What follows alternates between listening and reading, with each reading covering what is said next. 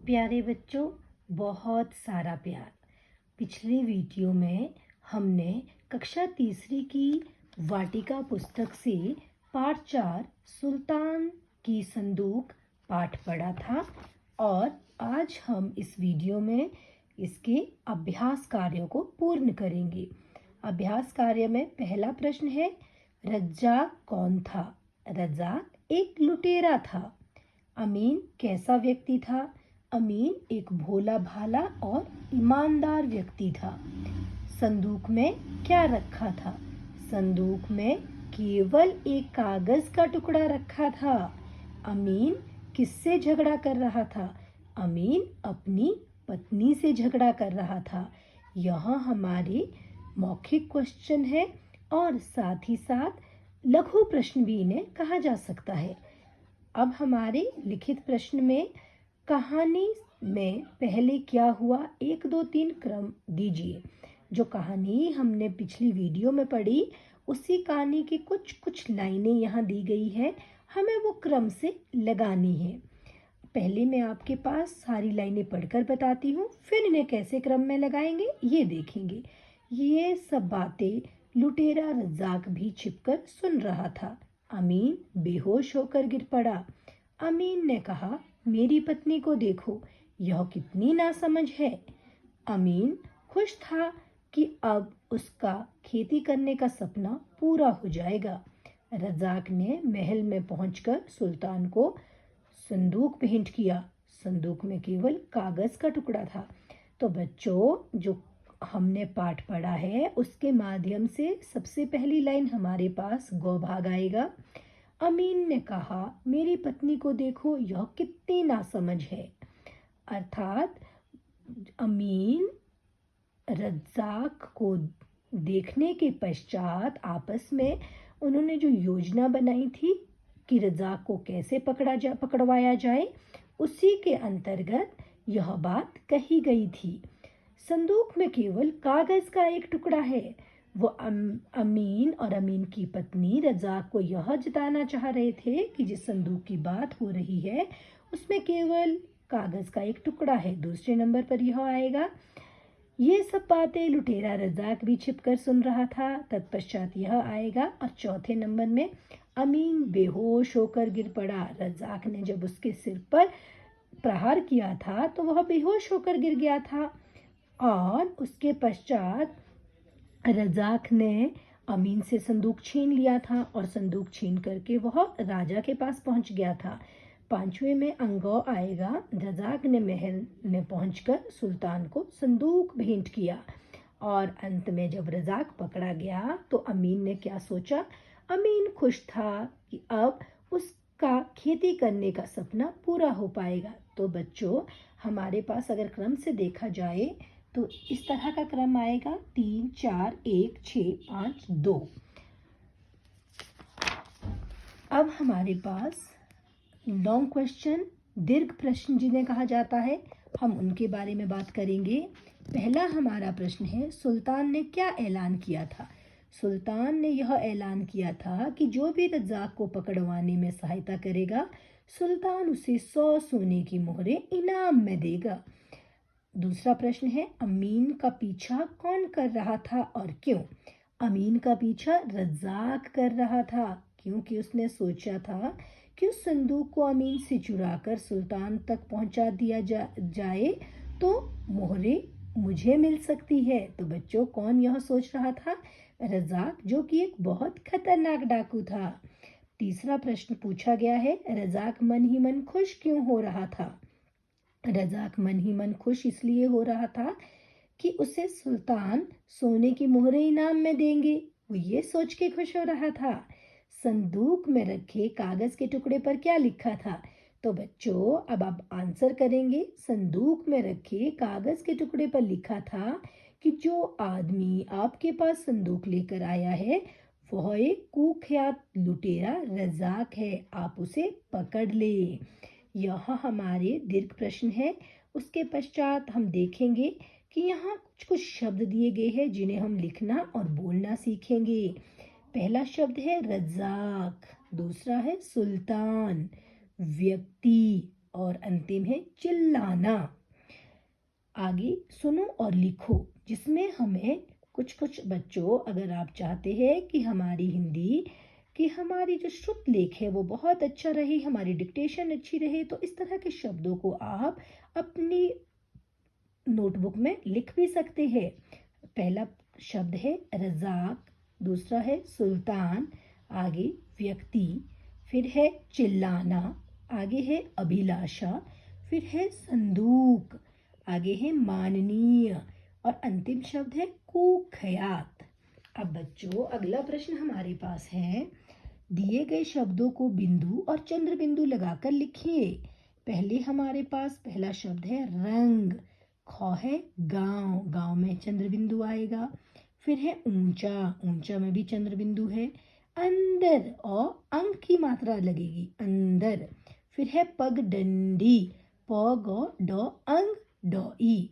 अंतिम शब्द है संदूक, सौ में अंक की मात्रा है, दो में बड़ा ऊ अंक क, संदूक। आगे है चित्रों को पहचानिए और इसके लिए दो दो समानार्थी शब्द लिखिए। बच्चों आपके पास चित्र दिए गए हैं, आपने उन चित्रों को पहचानना है और उससे समानार्थी, जो समानार्थी होते हैं, जो शब्द है उसके सेम अर्थ दूसरे भी मिले, वैसे उन्हें समानार्थी शब्द कहा जाता है। पहला, एक ट्रॉफी हमारे पास दी गई है जिसे हिंदी में हम क्या कहेंगे, इनाम, और इनाम को और क्या कहते हैं, पुरस्कार। आगे है गिफ्ट, जिसे हम क्या कहते हैं हिंदी में, उपहार और भेंट। फिर है पत्र, खत या चिट्ठी। अंतिम है संदूक, उसे हम क्या कहते हैं, बक्सा। अगला प्रश्न है, प्रत्येक शब्द में आया संयुक्ताक्षर अलग कीजिए, यह संयुक्ताक्षर से बनने वाला नया शब्द लिखिए। अब देखिए हमारे पास कुछ शब्द दिए गए हैं और उसमें दो शब्द, एक आधा और एक पूरा है, संयुक्त अक्षर है और उससे एक नया शब्द बनाया गया है। ऐसे ही हमने भी कुछ उन शब्दों से संयुक्त अक्षर ढूंढने हैं और नया शब्द बनाना है। पहला शब्द हमारे पास है गुस्सा, संयुक्त अक्षर है आधा सौ पूरा सौ, नया शब्द बन गया रस्सी। अगला है इकट्ठा, संयुक्त अक्षर है आधा टॉ पूरा ठौ और नया शब्द बना मट्ठा।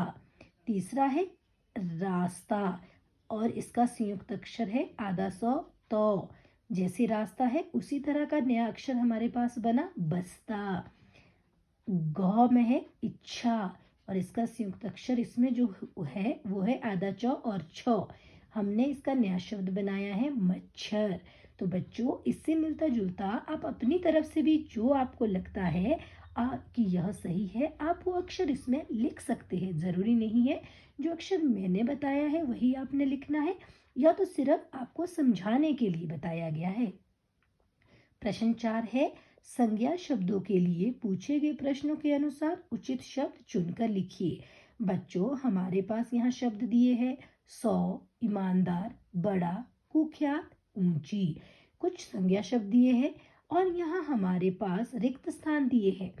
हमने इन शब्दों में जो हमने अपना पाठ पढ़ा था, उस पाठ में जो जो करैक्टर हमारे पास आए थे उनका चरित्र यहाँ उभारा गया है, उनके बारे में बताया गया है। हमने उस पाठ को याद करके ये शब्द यहाँ लिखने हैं। कैसा डाकू, आपको ध्यान है कि जब हमने पाठ पढ़ा था तो रजाक की बात हुई थी। रजाक कैसा डाकू था, बताइए बच्चों। रजाक कुख्यात डाकू था। और कैसा अमीन, उसमें एक पात्र अमीन था और अमीन का अभी हमने प्रश्न भी किया, अमीन कैसा व्यक्ति था, ईमानदार और भोला भाला। तो हमारे पास यहाँ शब्द क्या आएगा, ईमानदार अमीन। कैसी आवाज, अब जब पति पत्नी दोनों आपस में लड़ रहे थे, अमीन और अमीन की पत्नी, तो वो कैसी आवाज थी उनकी, ऊंची। क्या बनेगा हमारे पास शब्द, ऊंची आवाज। कैसा संदूक, अब जिस संदूक में वो कागज का टुकड़ा रखा गया था वो संदूक कैसा था, बड़ा संदूक। कितनी मोहरे, राजा ने रजाक को पकड़वाने के वाले के लिए कितनी मोहरों का इनाम रखा था, 100 मोहरे। तो बच्चों, पाठ के आधार पर यह प्रश्न हमने सॉल्व किया। अगला है हमारे पास, संदूक में क्या क्या रख सकते हैं। तो बच्चों, आपके घर में भी दादी माँ लोगों के पास अपने अपने घर में बहुत सारी चीज़ें रहती है। उनमें से एक संदूक भी है जो लोग अपने घर में रखते हैं। तो आप हमें बता सकते हैं कि आप लोग संदूक में क्या क्या रखते हैं। पहला है खिलौने। खिलौने, पुस्तकें, पर्स और फल सब्जियाँ। इनमें से मेरे हिसाब से खिलौने, पुस्तकें और पर्स संदूक में रखा जा सकता है, परंतु फल सब्जियाँ उसमें सड़ जाएगी। अगला है कागज़, खाना, फूल और पत्र। पत्र और कागज़ को हम उसमें रख सकते हैं, पर खाना और फूल वो भी हमारे उसमें खराब हो जाएंगे, उन्हें हम संदूक के अंदर छुपा कर नहीं रख सकते। आगे है कपड़ा, पत्ते, पेंसिल, पुराना सामान।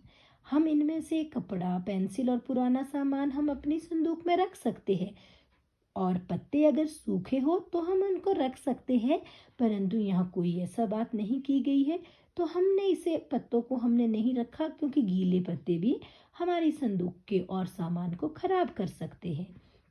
आगे है, अब देखिए बच्चों, कागज के टुकड़ों पर लिखे शब्दों में कहानी की सीख छिपी है। शब्द पहचान कर आपने सीख लिखनी है। अब जो शब्द आपके पास यहाँ दिए गए हैं, आपने उन्हें रीअरेंज करना है, फिर आपको एक सीख हम मिल जाएगी। क्या है? सूझबूझ और समझदारी से कुछ भी पाना संभव है। ये जो हमने पाठ पढ़ा है, उससे हमें क्या सीख मिली?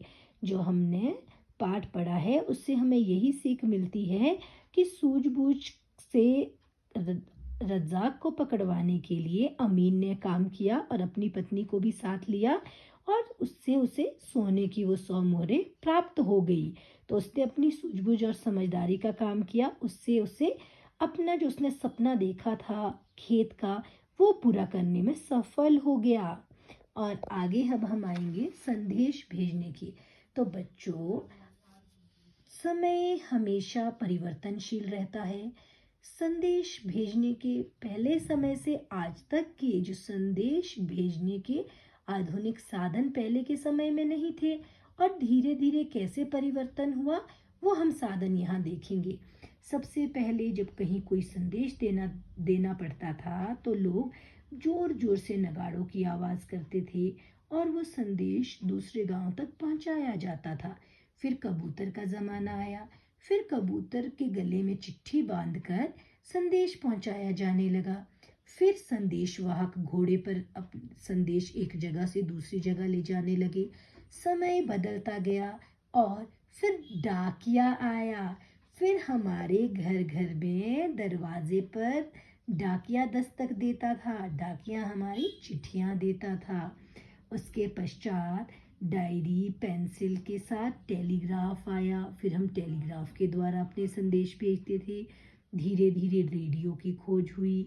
साथ ही साथ जब हमारे पास फ़ोन आया तो और भी जीवन आसान हो गया, और अब तो हम अपने ईमेल के द्वारा फेसबुक, ट्विटर, इंस्टाग्राम, इन सारी चीज़ों में अपने फ़ोन या लैपटॉप से पल भर में संदेश भेज सकते हैं।